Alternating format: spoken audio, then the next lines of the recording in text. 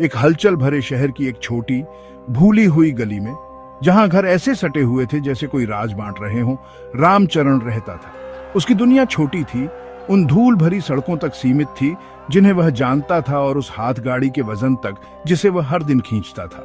जिंदगी ने उस पर कोई मेहरबानी नहीं की थी, बस इतना दिया था कि चूल्हा जलता रहे।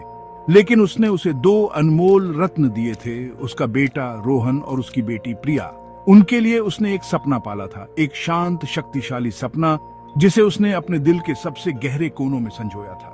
उसने उनके लिए एक ऐसी जिंदगी का सपना देखा था जो उसकी अपनी जिंदगी से बहुत अलग थी। एक ऐसी जिंदगी जहां वे गाड़ियां खींचने के बजाय कलम पकड़ेंगे। एक ऐसी जिंदगी जहां उनका भविष्य ज्ञान की स्याही से लिखा जाएगा, न कि कड़ी मेहनत के पसीने से। उसने कभी इस सपने को जुबान से नहीं कहा, लेकिन यह उसकी थकी हुई आंखों में हर शाम चमकता था जब वह उन्हें एक ही मिट्टी के तेल के दिए की धीमी रोशनी में पड़ते हुए देखता था। रामचरण के लिए दिन सूरज की पहली किरणें शहर के क्षितिज को छूने से बहुत पहले शुरू हो जाता था। वह अपनी यात्रा शुरू करता था, सामान से लदी अपनी भारी गाड़ी खींचता था। उसके शरीर की नसें हर कदम पर खिंचती थीं।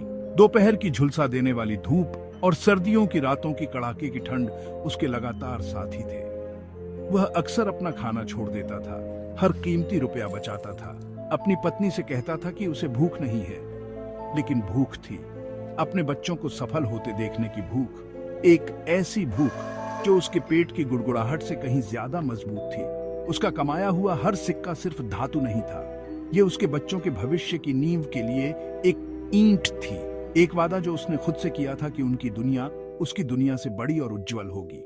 वह उनकी स्कूल की किताबों को पवित्र ग्रंथ मानता था, उनकी यूनिफॉर्म को सम्मान के कपड़े और उनकी शिक्षा को गरीबी के चक्र से बाहर निकलने का एकमात्र रास्ता मानता था जिसमें वह फंसा हुआ था। रोहन और प्रिया हालांकि छोटे थे, अपने पिता के चुपचाप किए गए बलिदानों से अनजान नहीं थे। उन्होंने अपने पिता के चेहरे पर थकान देखी थी जब वह घर लौटते थे, उनके हाथों पर पड़े निशान जो अथक परिश्रम की कहानियां कहते थे। वे अक्सर उसे दरवाजे से देखते थे, उसकी परछाई अटूट समर्पण का प्रमाण थी।